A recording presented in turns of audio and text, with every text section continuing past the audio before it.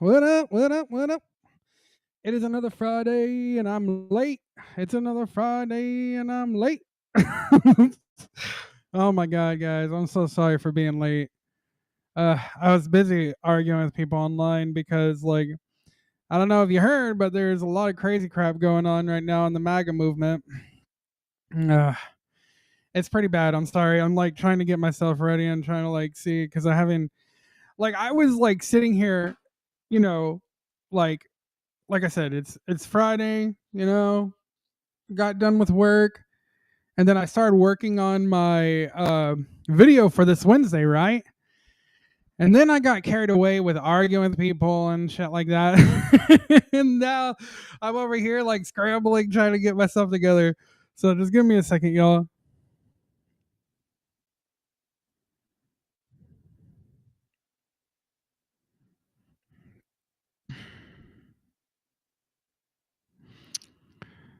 And we should be able to start.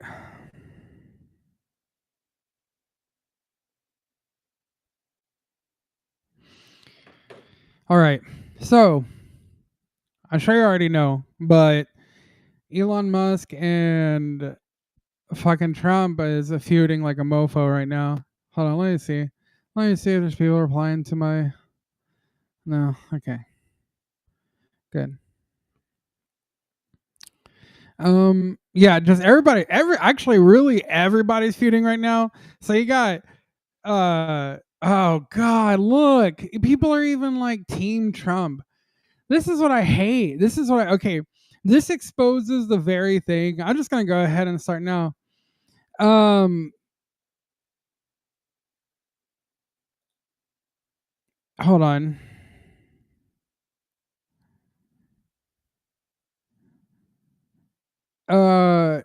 See, she's messing up too. This is what I hate. So for a long time in the MAGA movement, we have had fucking sycophants like a motherfucker. um Everybody keeps, well, not everybody, but there's a certain group of people within the MAGA movement who say that basically Trump is the core of the MAGA movement, but I totally disagree. I think the MAGA movement really started with Ron Paul. And as people started waking up to the BS of everything that was going on, you know, Trump finally took the lead and, you know, started becoming the star of the movement that was already starting before him. This is a populist movement. This is a people's movement. This is not Trump's movement. I mean, the very movement is called MAGA, which means Make America Great Again. Has nothing to do with Trump specifically or anything like that. And again, this all is on the heels of Trump and Elon Musk fighting with each other. Okay. And it's not that I trust Elon. It's not that I'm on Elon's side. And, I'm not on Trump's side either. I'm on America's side. I'm on the side of doing things responsibly and the correct way. That has always been my thing. I mean, first of all, I'm an incrementalist, y'all. I'm not a Republican. I'm not a Democrat. Nothing like that. My thing is that I believe in controlled freedom. Okay, does that make sense? I believe in our republic. You know, people can talk all kinds of mess all day about how the Constitution is dead and stuff like that. No one really follows the Constitution. Yeah, sure, okay, but everyone agrees that America has a specific culture. America has a specific way of doing things, and this is usually outlined in our Constitution some way, somehow. And we always try to protect these principles of our freedom, the principles of our individual sovereignty, and things of that nature.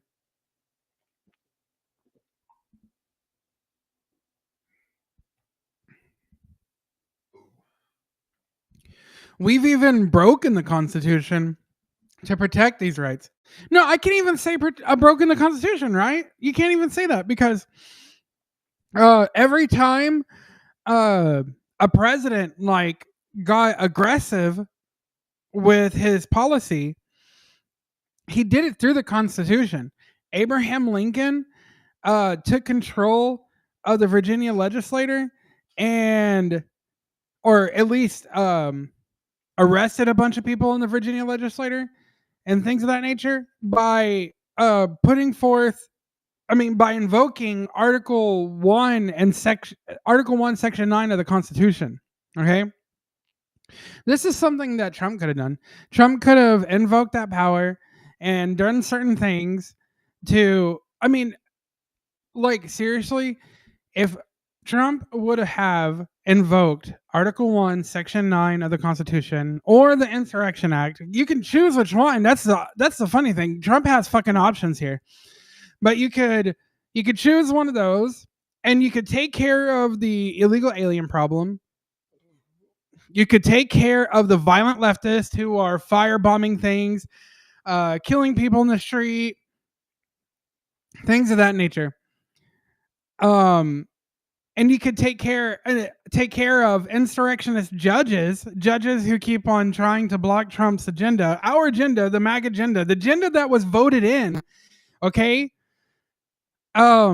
You could take care of all those things by choosing one of those acts. One of those things. It doesn't matter. Either Article 1, Section 9 of the Constitution or the Insurrection Act. And people want to make up all kinds of things like, well, would that help with this? Would that help with that? Yeah, you get soldiers on the street, you're going to get things taken care of. Like, I don't understand the logic of some of these people. But before I go too deep in the weeds with that, I want to go into what's going on here in this. I don't like this whole mentality of picking teams, okay? I'm not on Trump's team. Like, first of all, we only infiltrated the Republican Party because it was easy to infiltrate, because Republicans are do-nothing dumbasses. And the Democrats, they got the whole woke thing.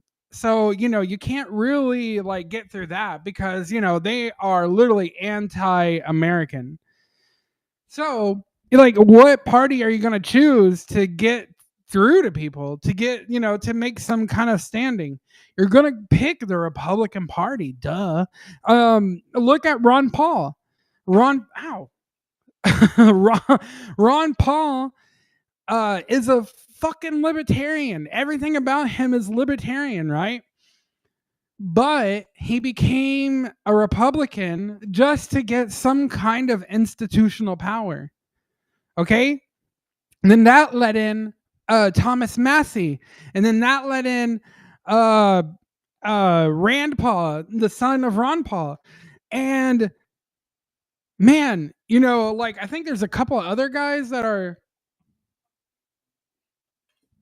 part of the Freedom Caucus, I believe it's called.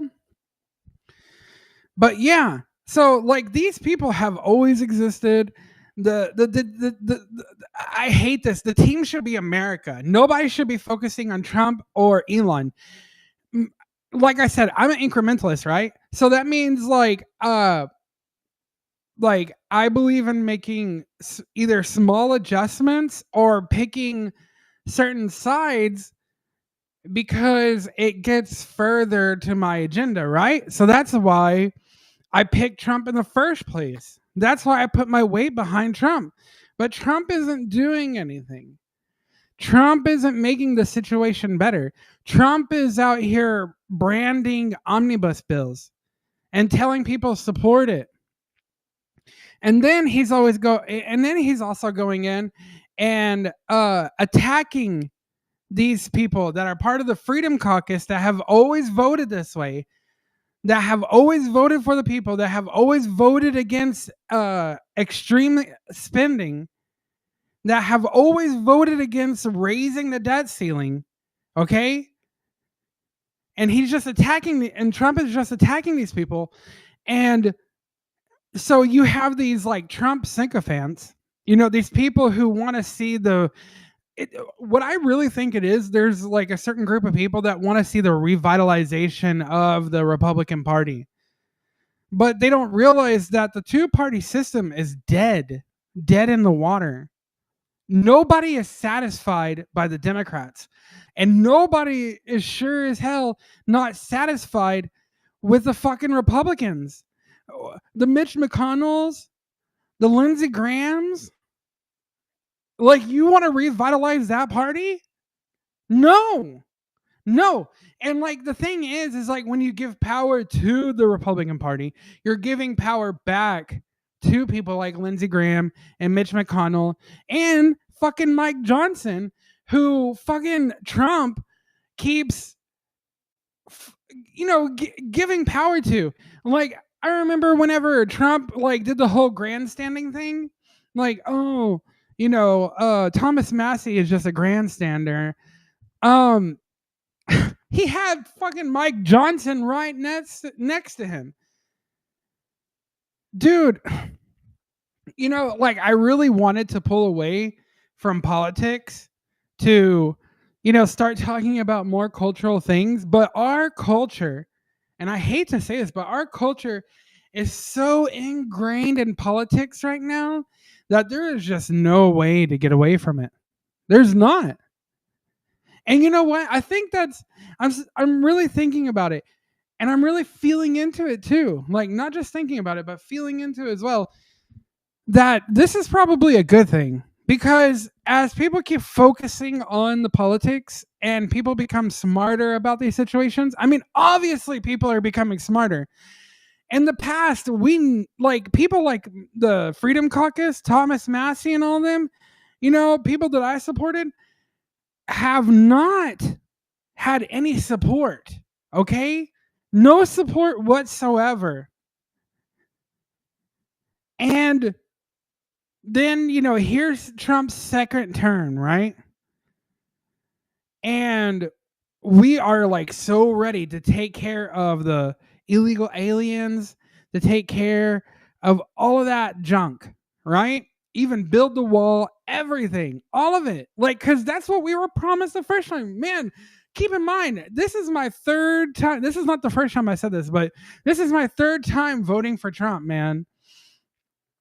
And my thing is, if Trump is not gonna like come through, someone needs to come through. And the fact that Elon comes out and stands up against, I hate this. It's because I watch those fucking liberal videos and I see them going, I hate that. I hate that shit so much, and I find myself doing it sometimes just because, like, I'm a human, and like when humans see humans do certain movements and gestures a lot, like they end up, mimicking them. Means I need to like take a break on the leftist TikToks and making fun of them. But the thing is that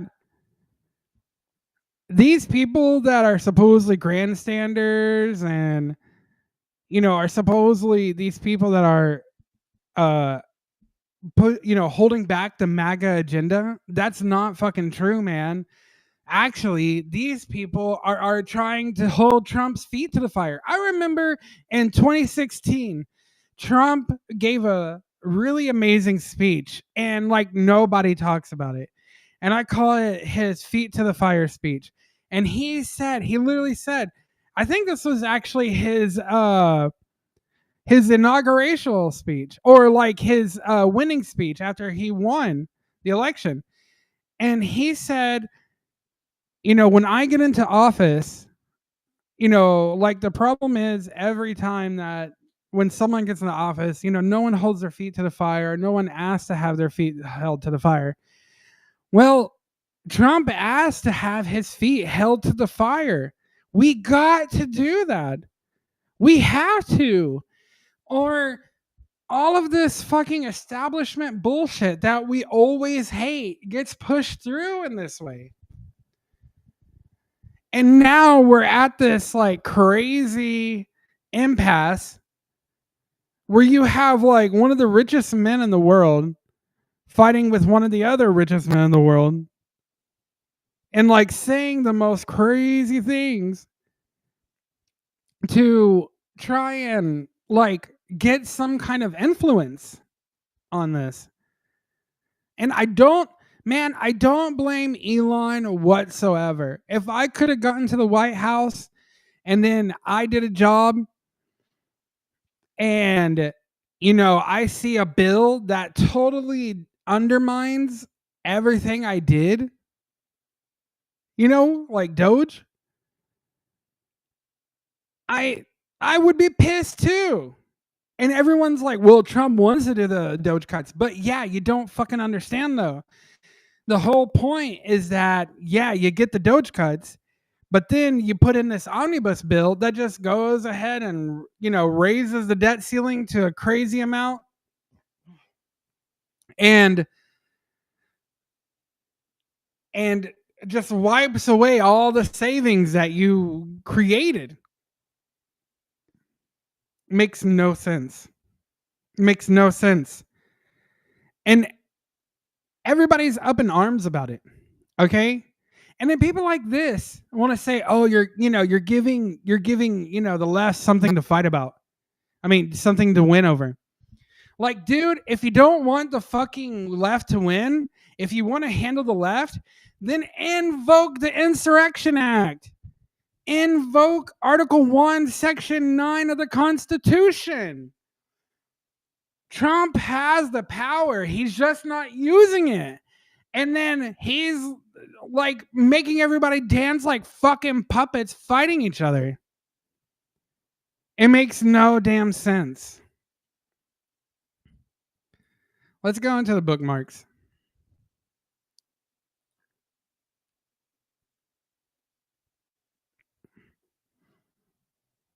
So let's start with the first ones. We got okay, case in point. Like, okay, so people are gonna say, "Oh, okay, this is just like a foreigner coming in and doing a terrorist attack." Okay, no, this is more than a foreigner. You have to understand, these people were brought here.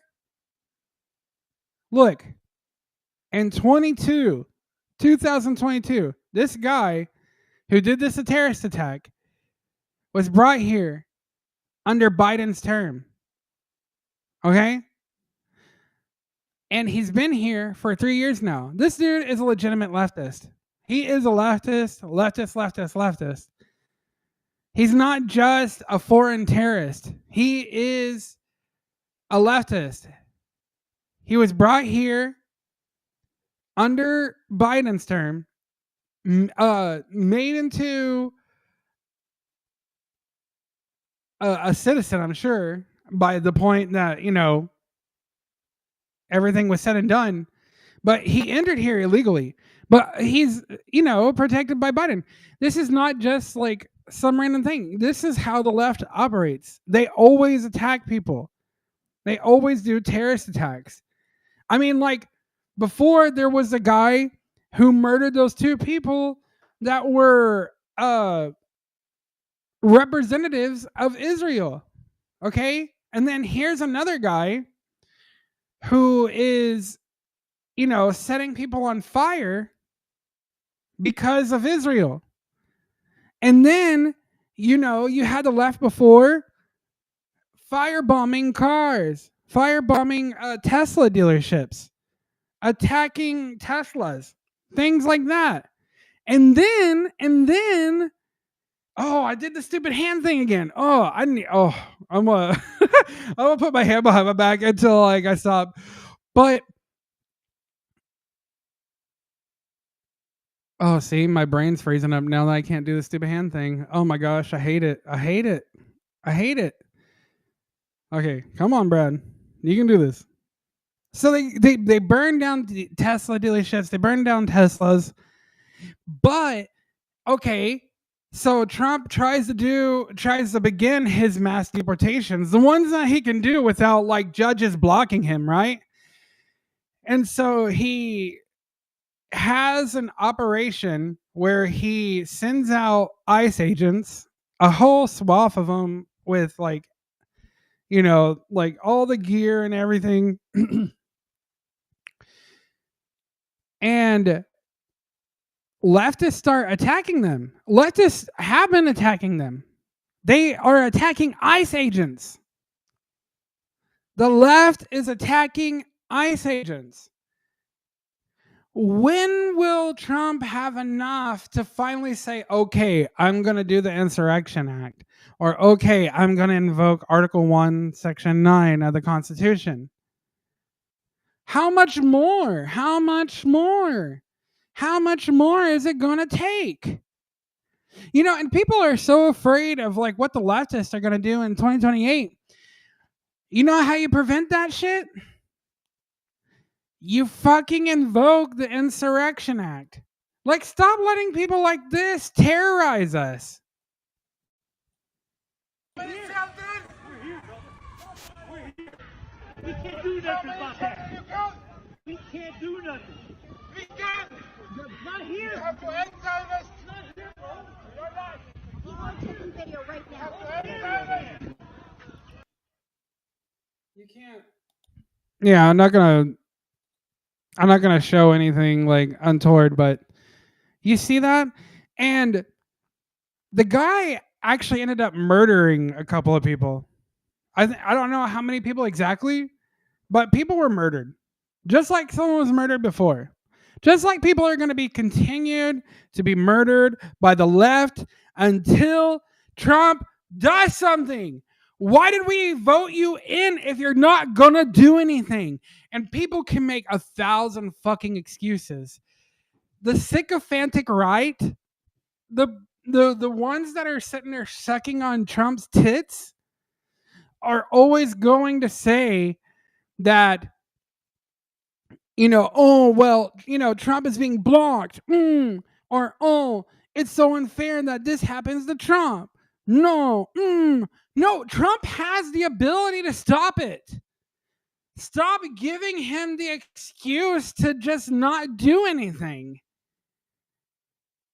If you had a fucking employee that did nothing, you'd fire him. I don't want to fire Trump. It would be stupid to impeach him at this point. But I love the pressure on him. I love the fact the pressure is getting on him. He needs that pressure. He needs to understand that if we are going to have a civil country, he's going to have to be a strong leader. He's going to have to use his constitutional authority. I'm not asking for anything that's outside of the Constitution, man. All I'm saying is before we keep empowering the state, before we keep on pushing these omnibus bills, can we please at least take care of the crazy left and the crazy fucking illegal immigration problem? Like Trump has the power. There's no excuse. And one thing that's really wild. Hold on. Let me look. Let me think.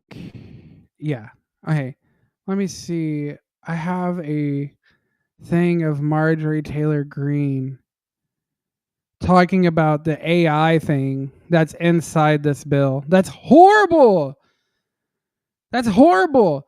It gives unfettered eminent domain for 10 years to the government, to private corporations to build up AI with no one able to stop them at any point for any reason. That's not good. That's not good.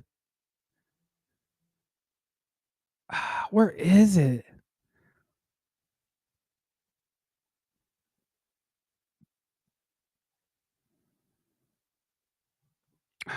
Hold on. Am I going to have to go to YouTube? Yeah, I think I am.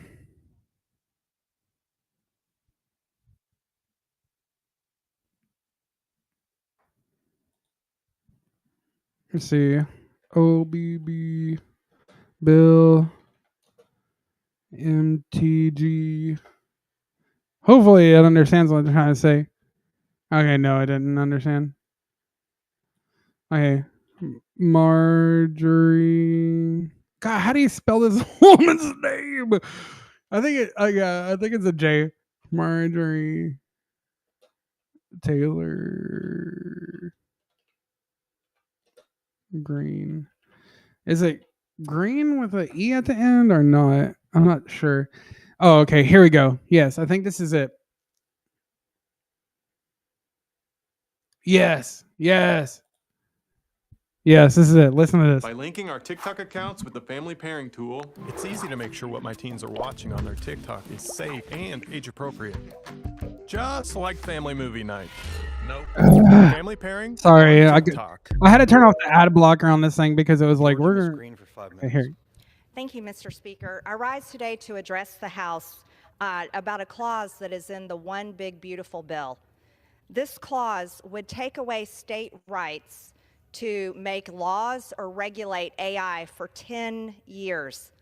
I think federalism is something that we must always protect, and I warn against the dangers of protecting a tech industry where we have no idea the future of what this industry will hold.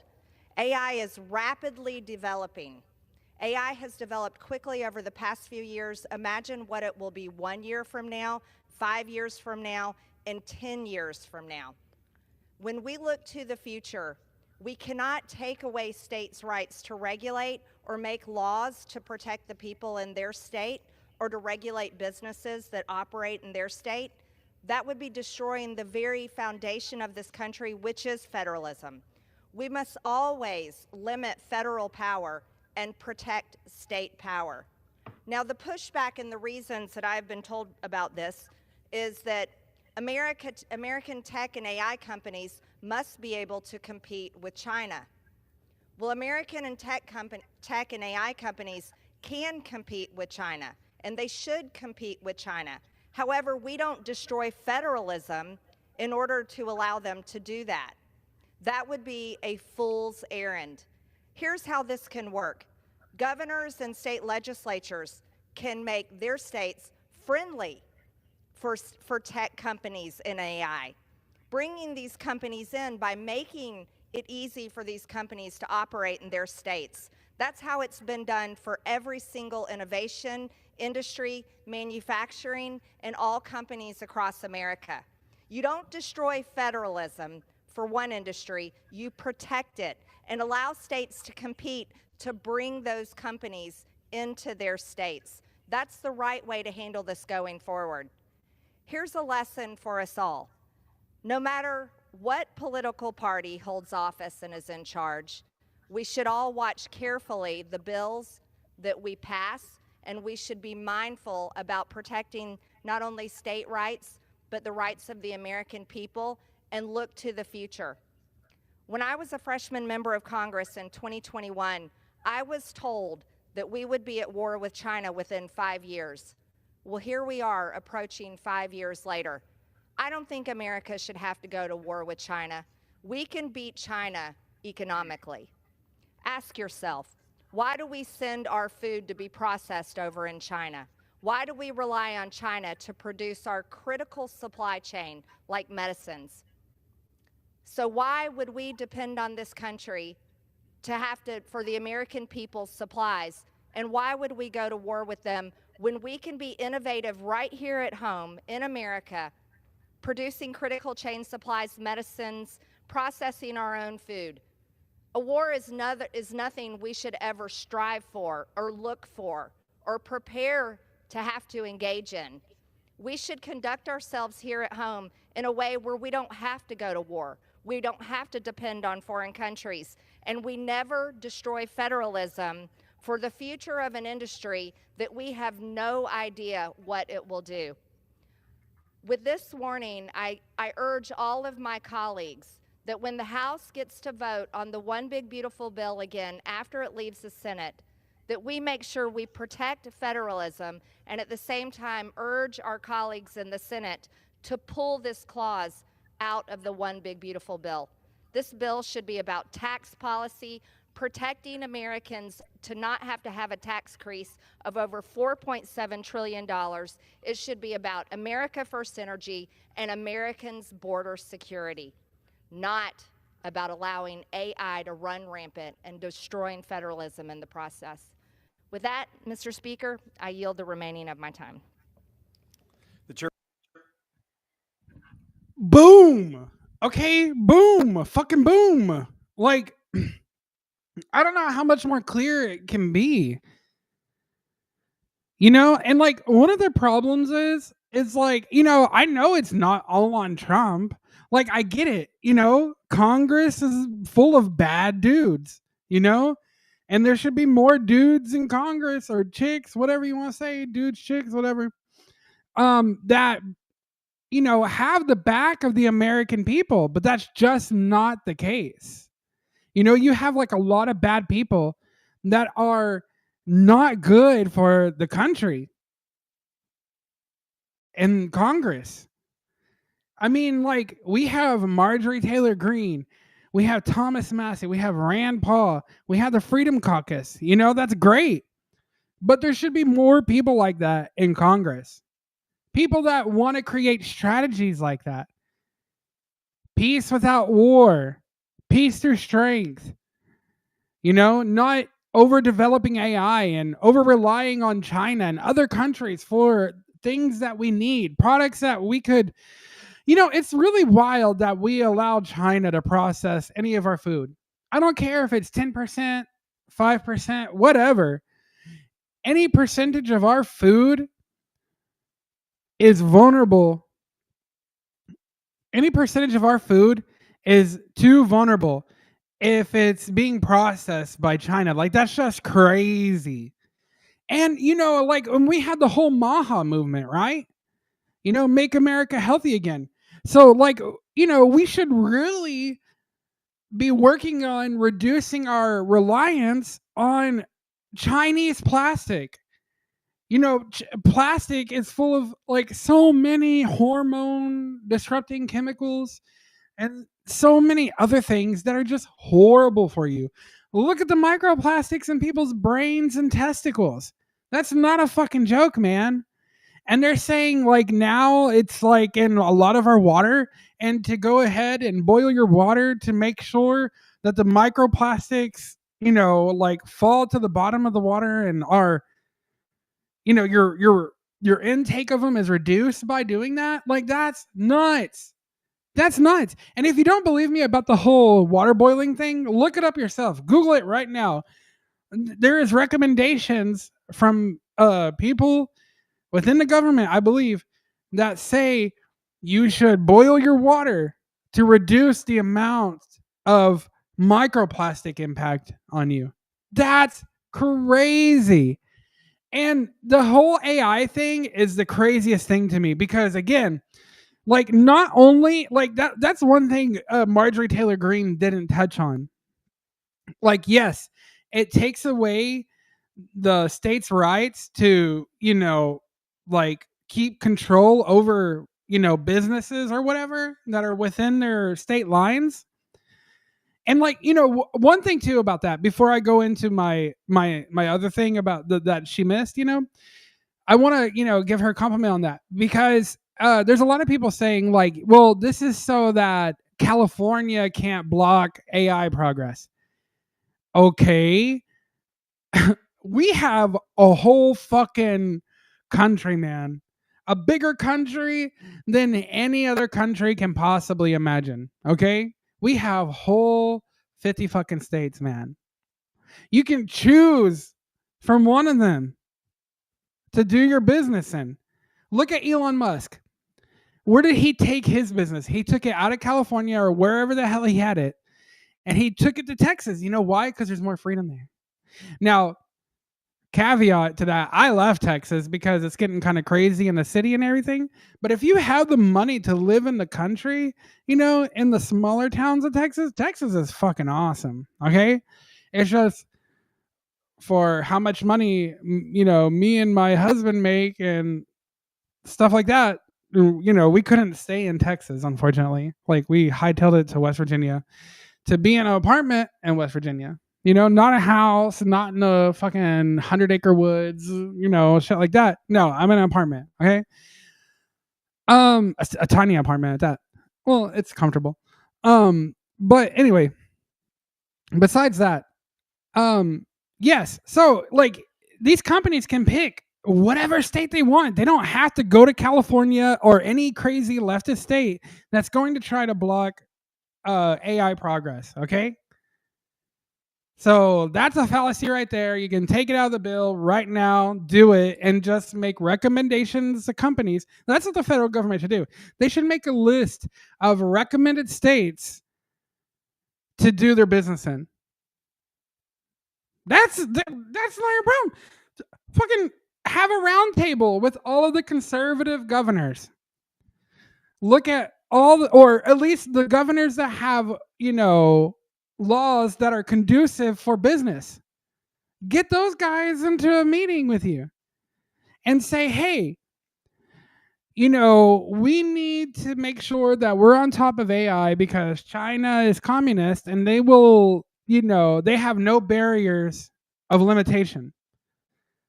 So we need to make sure that, you know, we're building up AI, but also making sure that we're doing this safely as we've done with everything. Okay. When they built the atomic bomb, did they do it in someone's fucking backyard? No. No, they did it in the fucking desert, dude. They did it safely. They took precautions. You know? I don't understand this thing. And then you got crazy motherfuckers, right? You got people who are like, love the AI, worship the AI. There's people out here literally praising fucking AI like it's a god, okay? And I don't want to say Russell Brand is one of these people, but he's pretty fucking close, man. And he's like, you know, I was actually like chill about Russell Brand. You know I made some like retarded ass comment before about him. Like, you know, like just watching his case about like, you know, the whole rape thing. Like, I get it. You know, like I'm allowed to be wrong, whatever. But then again, I didn't say anything untoward to him. I mean, towards him, you know, like all I said about Russell Brand is that he has a past. He wasn't Christian all his life. So if he did something wrong, he should still, you know, be held accountable to that according to the laws of man. This is not according to the laws of spirituality. This is not according to the laws of our God and things of that nature. I'm not talking about that. I'm talking about according to the laws of man, according to the Constitution, according to the laws in our book, to the state that you did your crimes in, whatever may be the case. You should be held accountable for what you've done wrong. That's just how it is. That's the way it works. That's how we take care of criminals. That's how we make sure that people aren't doing anything wrong, right? You know? And, you know, I just made the comment like, we need to be watching this and see if everything's done fairly. I was actually, I'm being as fair as possible. I didn't just say like, you know, watch because like, you know, Russell might be a bad person, but I also said watch because, you know, fucking courts lie too. So, you know, anybody who could say like, oh, you didn't like Russell Brand in the first place, like, fuck you. I love his movies. I think he's a cool guy. I actually watch his show. After I watch, you know, Tim Pool's podcast in the morning, I watch his shit on Rumble, or well, listen to it while I'm working. But yeah, I don't approve of this. I don't like watch. Just listen. The Pentecost, the Holy Spirit, the time in the church when Gentiles were invited to enter the new Holy Creed, at that time known as the Way, when they kept all their property in common, when they replaced Judas with Matthias. I wonder if we will be granted the holy grace to live through a time of the birth of a newly unified church. How glorious it would be and how needed it is. when many people in faith look towards a technological singularity to bring about peace and revolution and new revelation, when many people dread that same AI revolution, that it will cast people out of the bondage of work and toil, as if our purpose were to work and to toil. Surely only through divine sublime principles and through his transcendent grace and immanent power might we be able to wield this new authority granted by technology.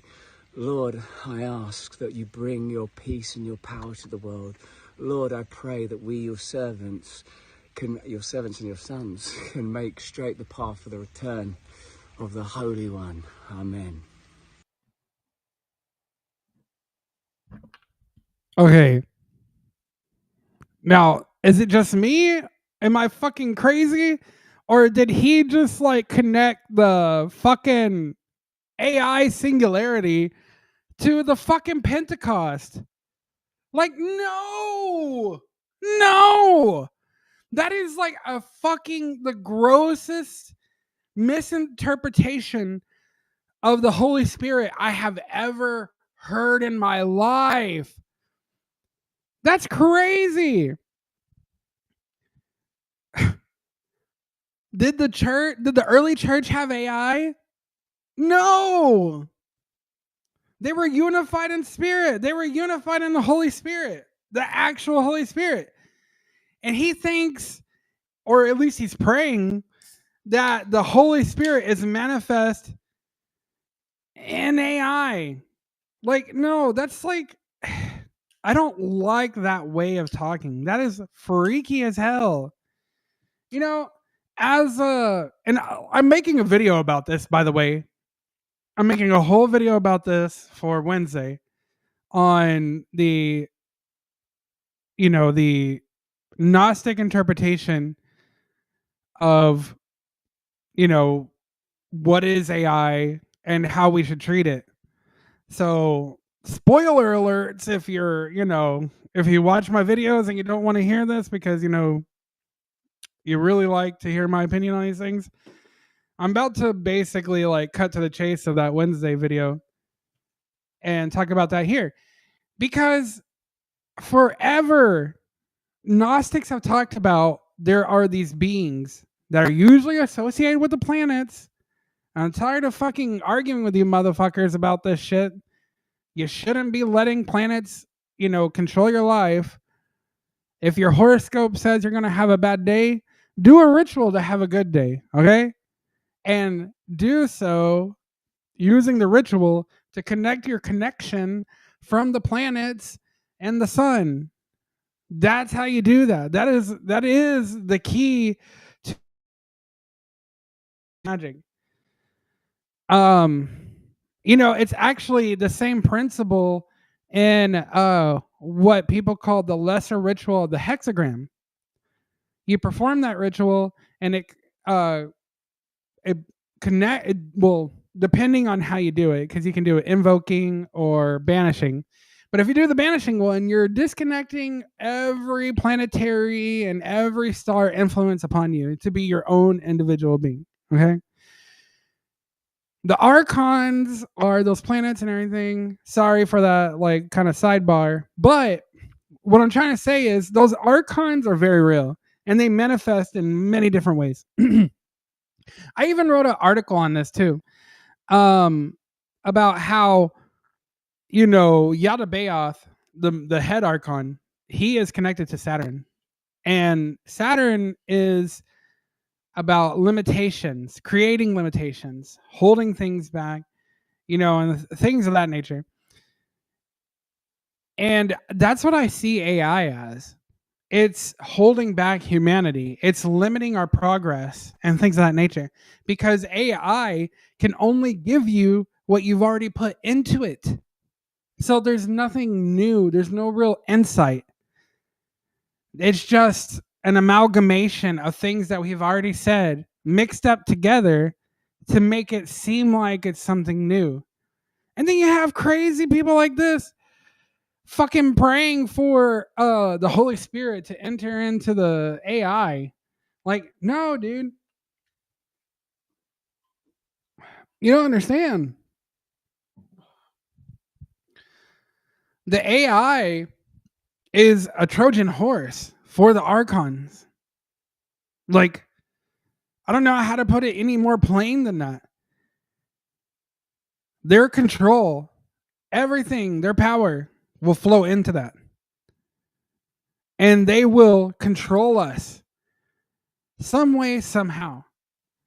And I connect this back to Revelation whenever they say, "Oh, you'll have the seal on your forehead and the seal on your hand, and those who have the seal can buy and sell, and those who don't will, be disconnected from the system." I think this is the system that the Bible was talking about. I mean, you already have the social credit score, that says like, "Oh, you've been a good person, you've been a bad person. You can buy and sell here, but you can't buy here." Or, "Oh, maybe your carbon output has been too much, so like you're gonna have to wait to, buy that thing unless you go and ride on a bike or something." Things like that, trying to control our behavior. With the integration of AI, that shit will not get any better, man. It will only become worse. It will only become more sophisticated. It will only be more of a micromanager. It will watch you do everything because it's already watching you do everything.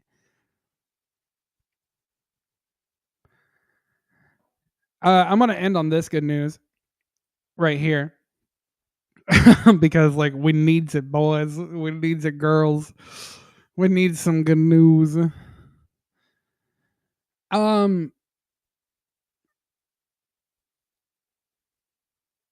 Let's hear more about this bill real quick. I am prefacing what I'm about to tell you because I'm almost embarrassed. This is Thomas Massey, by the way. I went back and read that provision. By the way, this is Thomas Massey. This is the guy who, like, rang the bell and raised the red flag about this whole omnibus bill. So, like, and like I said, he's part of the Freedom Caucus. He's one of the guys that is actually looking out for us and has voted against things that hurt us every time. And of course, and people want to say, "Well, why hasn't Massey and them stopped this before?" It's because they've had nobody back them up. They've had nobody of real power to say, "You know what? You're right, guys."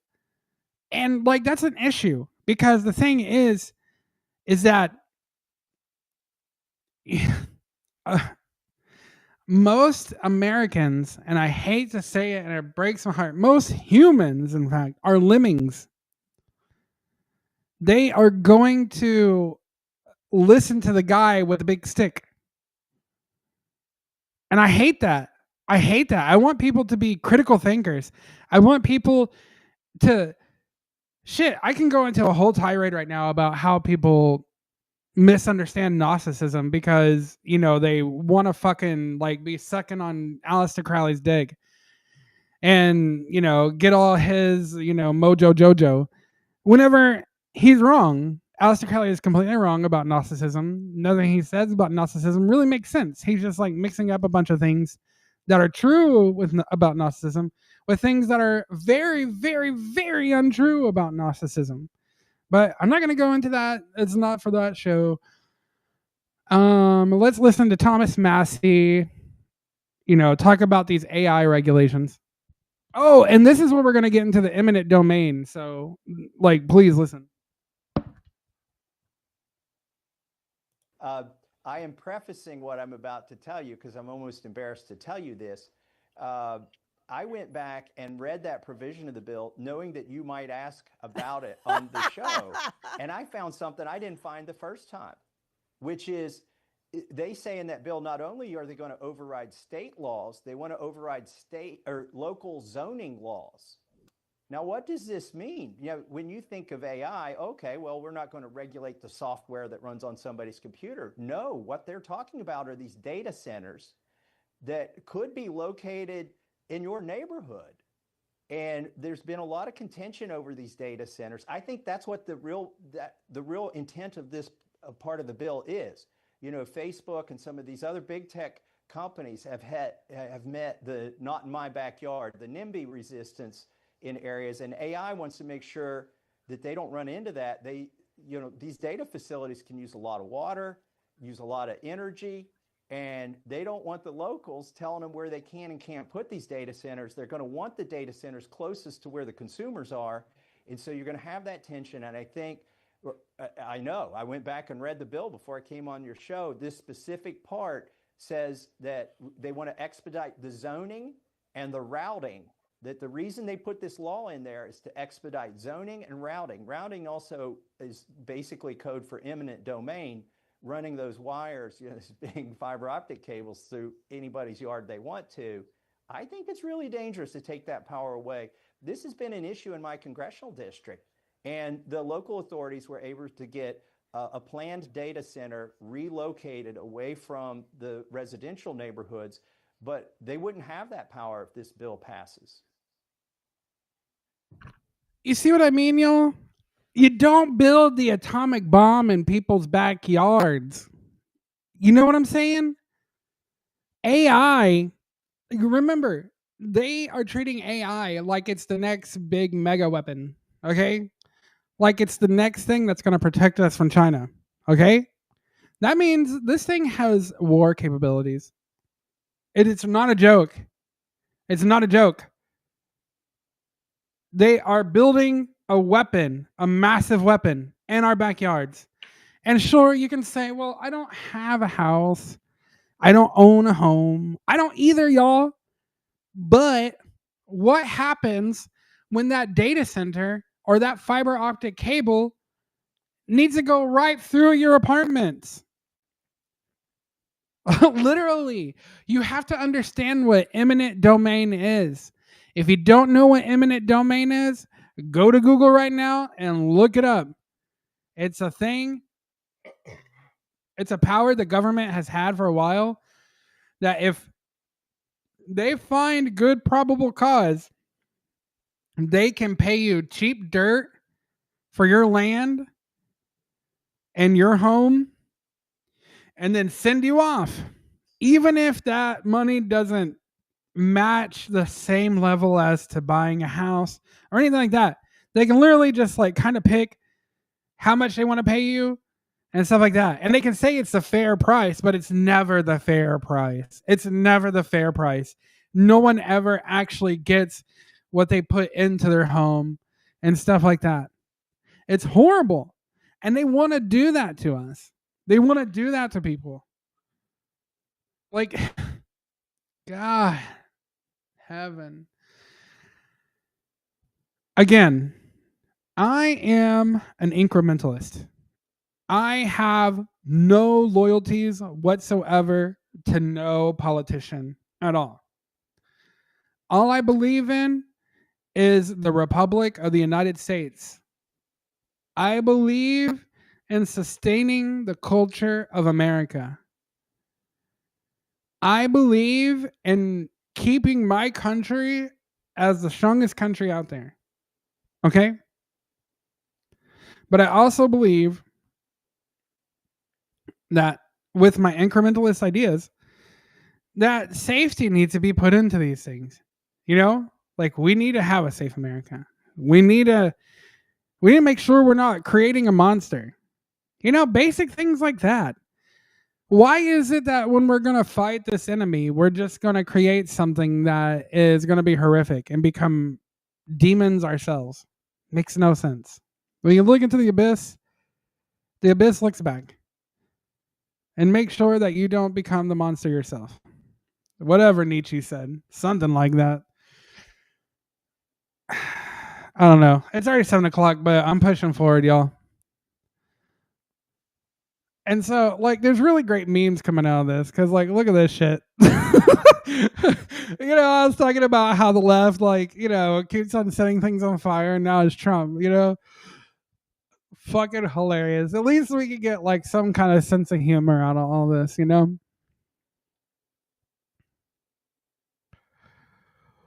Again, funny memes.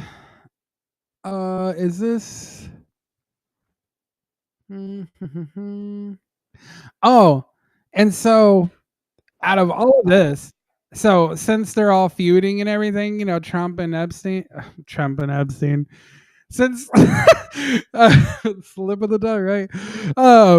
But since Trump and Elon are feuding, Epstein, there we go. Now Epstein come in. Epstein is getting, brought into the conversation. And Elon said this shit. And this is how you know it's serious because, no one's going to claim another person to be a pedophile unless they're really pissed. Okay? Like, seriously. This couldn't be drama. This couldn't be anything like that. This is something real. Elon is truly pissed off that Trump is not fulfilling the MAGA thing. And you know what? I think one issue is, well, hold on. Let me read his tweet before I go on to the issue. Time to drop the really big bomb. At real Donald Trump is in the Epstein files. And that is the real reason they have not been made public. And then he says, have a nice day, Donald Trump. Okay. The big bugaboo is that like, not only did Elon put all of his companies in jeopardy, everything he worked hard for. The man's a genius. He's built amazing technologies. Say what you will about it, but it's amazing the kind of technologies he's made.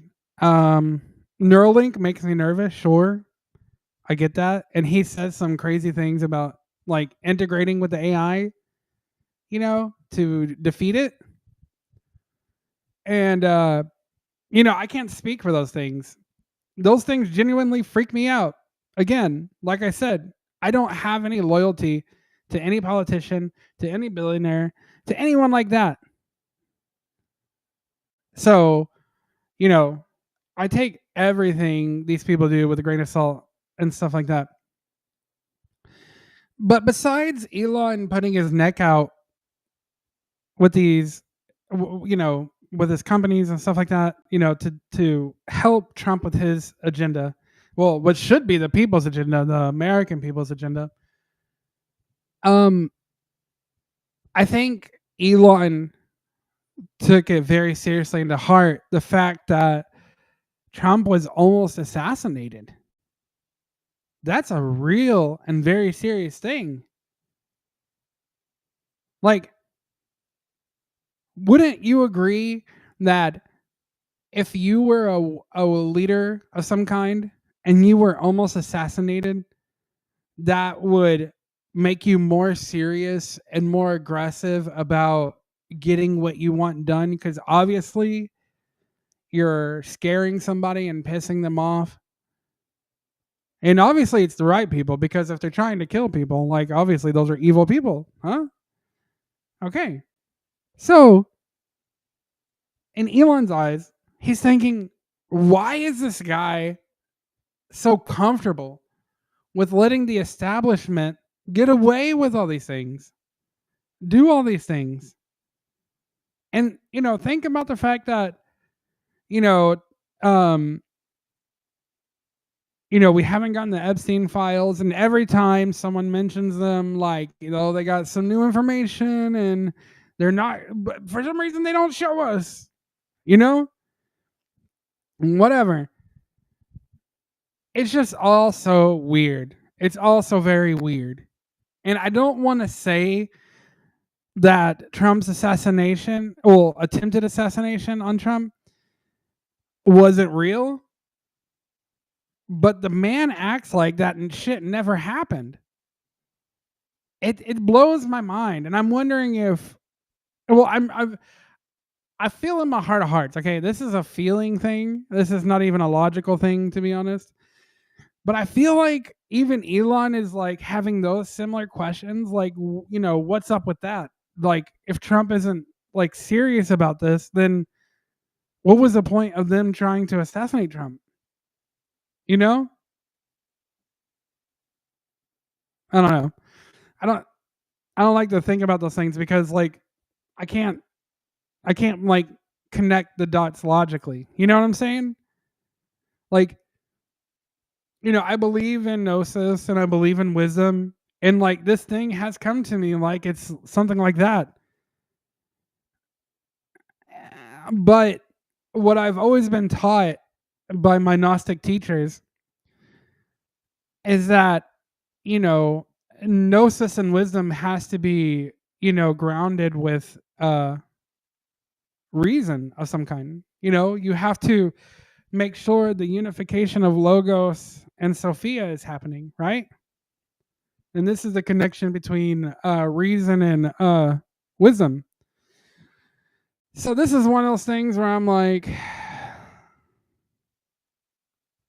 I see a bunch of reasonable connections over here, and I see a bunch of reasonable understandings from wisdom over here. You know what I mean? And I see a couple of threads that connect them.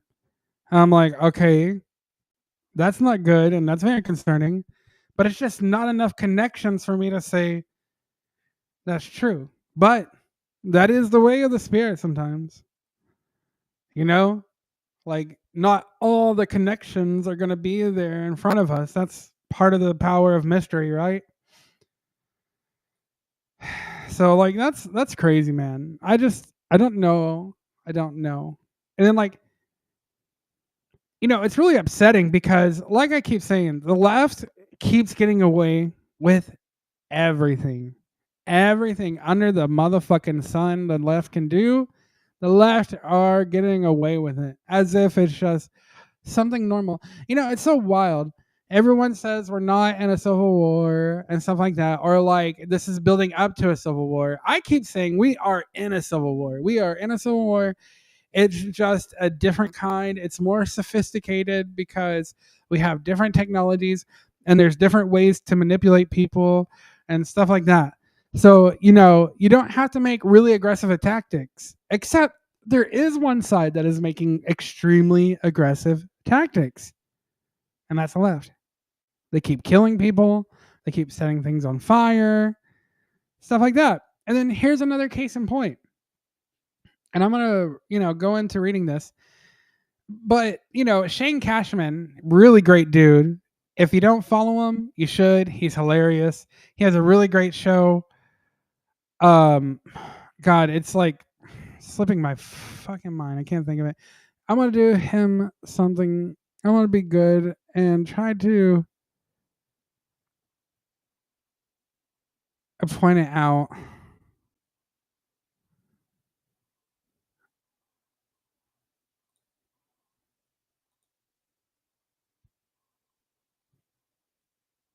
Oh, hold on. I'm sorry. Like I'm reading this.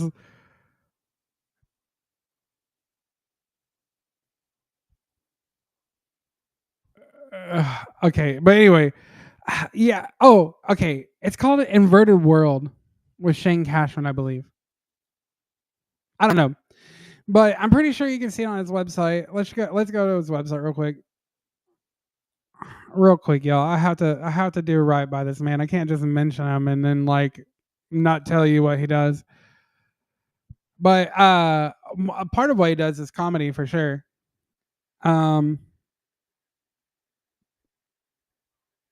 Yes, your baby is a savage. That's fucking hilarious. Man, he doesn't have any. He should really have his show connected. Well, I'm sorry, I can't think of it right now. Um, but he was going to have this really awesome thing. I'm pretty sure they're going to be doing it still, but it looks like they're having to move it. And so let me just read it to you. The article states that Owen Benjamin should tell jokes during the holy time. Oh, shouldn't tell jokes during the holy time of Pride Month.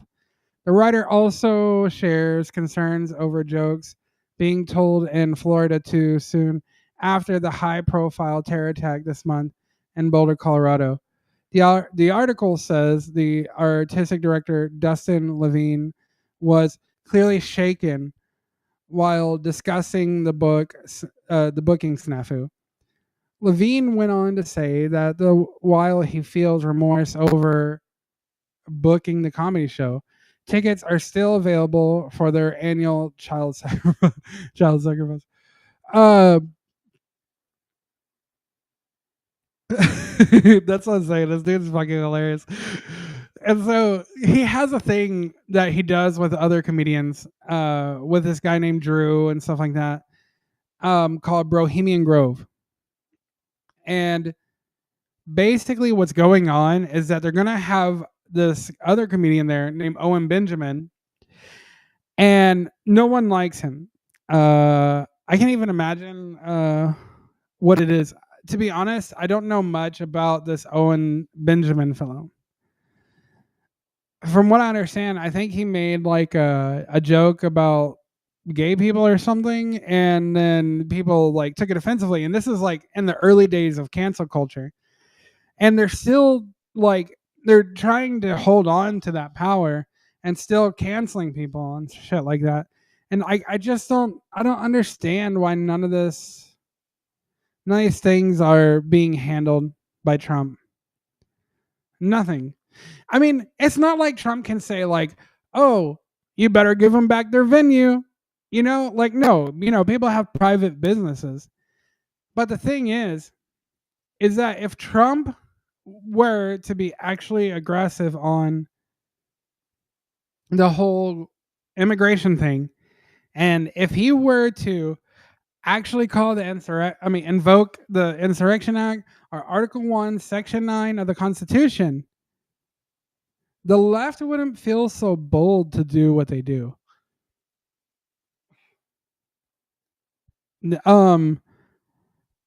Less illegal aliens would be coming through the border. Everybody would be scared shitless. Okay? And like I don't want to be, promoting like a culture of fear, but the thing is that we have already had a couple of things in our history as Americans where we've had to shake things up. We've had a civil war before, for God's sake. So to think like these things are impossible or that it's too over the top, like no. The greatest presidents in our history were over the top. They did some wild shit that almost seemed unconstitutional, but they weren't unconstitutional. Everything that Trump could do to help this situation is fully within the executive powers. And no one could stop him. Not even the judges. In fact, Trump could put some of those judges in jail if they even tried. I don't fucking get it, man.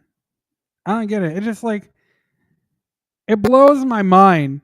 And again, like I said, what blows my mind even more are these sycophantic motherfuckers that just suck from the teat of Trump and fucking just think everything he does is so great and wonderful. I hate it. It bothers me so much. I like humans shouldn't be that way. But to end this and to wrap it up, y'all, I want to tell you some good news that happened in West Virginia, nonetheless. And I just found it so incredible and kind. And man, I even said like, I wish I could wake up to more news like this. Like seriously, like photo of West Virginia trooper praying with homeless man. Like that's incredible. I mean, how many times have we heard news about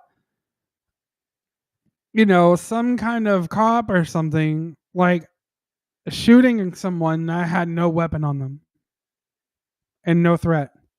And then heard stories about people being shot that were about to attack the cop with a knife.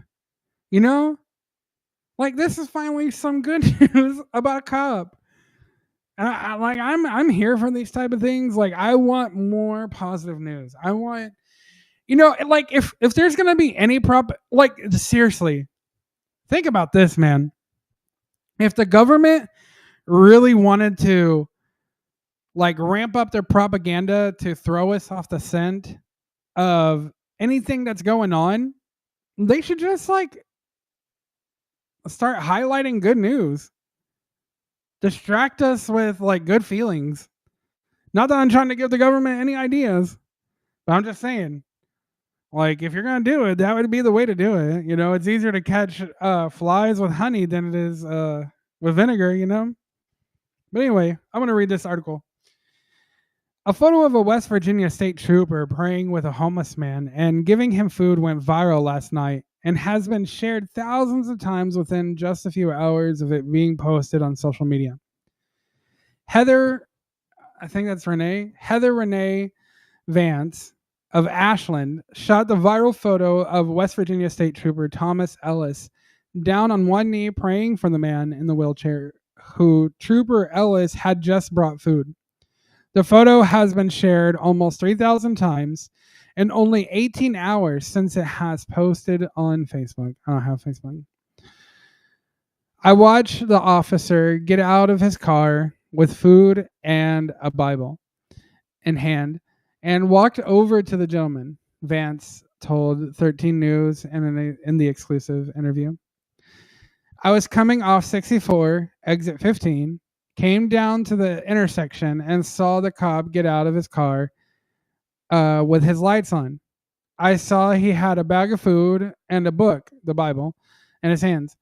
I then saw him come over to the gentleman in the wheelchair and give him the bag of food, and then he knelt down beside him and was reading the Bible to him.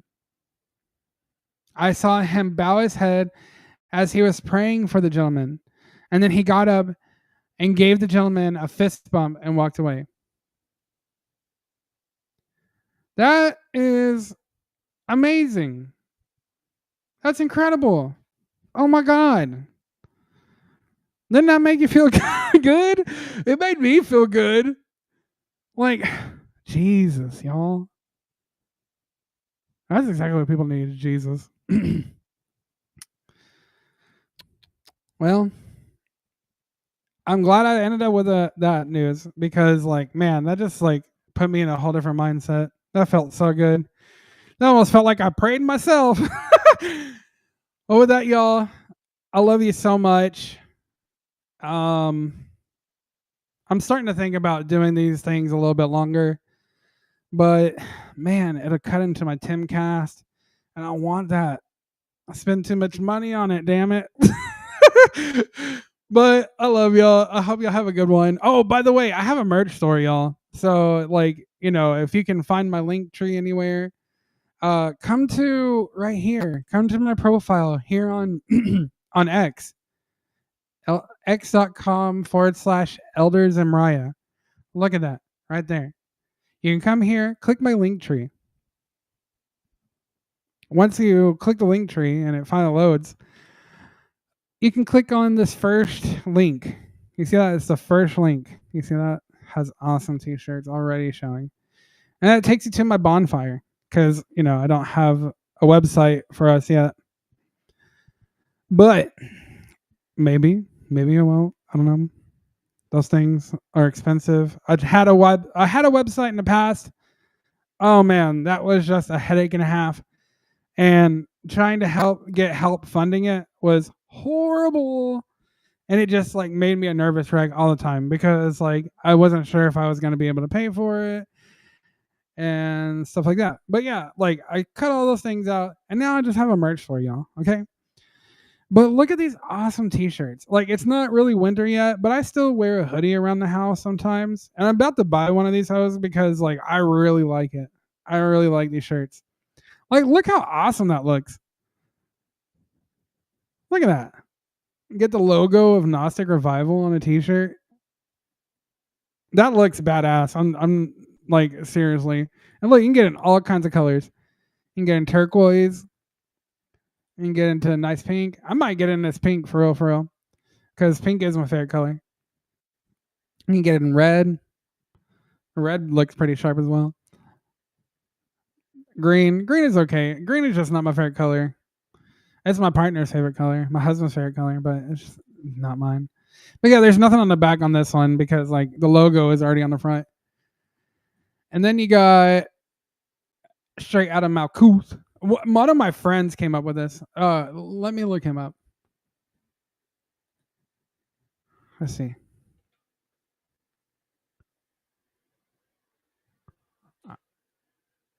Is that? Am I even thinking of his name right? I'm so embarrassed. I know. I remember his. I'm so sorry too if you're watching. Like I am so sorry, bro. It's just like see, this is like the damnedest thing. It is so hard to find anybody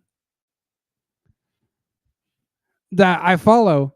Like I've had to reduce my following or who I follow just because it is so damn hard to even get information from anybody, to see anybody's post.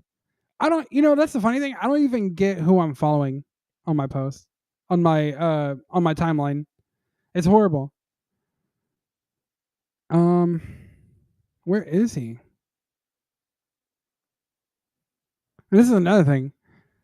There we go. It was Michael. Oh, it's because he has a freaking emoji in his thing. It makes it really hard to find you, Michael, when you have emojis in your thing before. It's probably like that for me too. Now I think about it. Oh my god, I need to fix that myself. I'm sorry, Michael. I'm calling you out, and it's my problem too. But anyway, this gentleman right here, really awesome guy. You should really watch his videos and stuff, and follow his other thing, his other page called Book of Stone.